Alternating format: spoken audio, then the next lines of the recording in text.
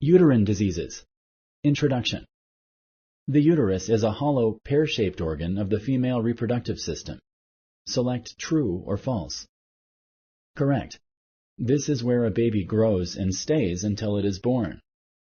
The main symptom of uterine diseases is bleeding between periods or after sex. Select true or false. Correct. Bleeding between periods or after sex is often the first sign of a problem with the uterus.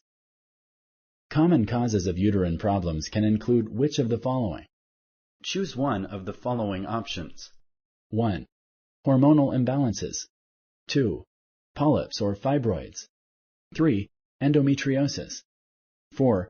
All of the above. Correct. There are many possible causes of uterine problems.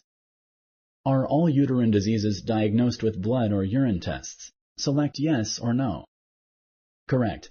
Surgery is needed to diagnose endometriosis and confirm a diagnosis of adenomyosis. Do all uterine diseases require treatment with medications or surgery? Select yes or no. Correct. Most uterine polyps and fibroids don't require treatment. Thank you for using Explain.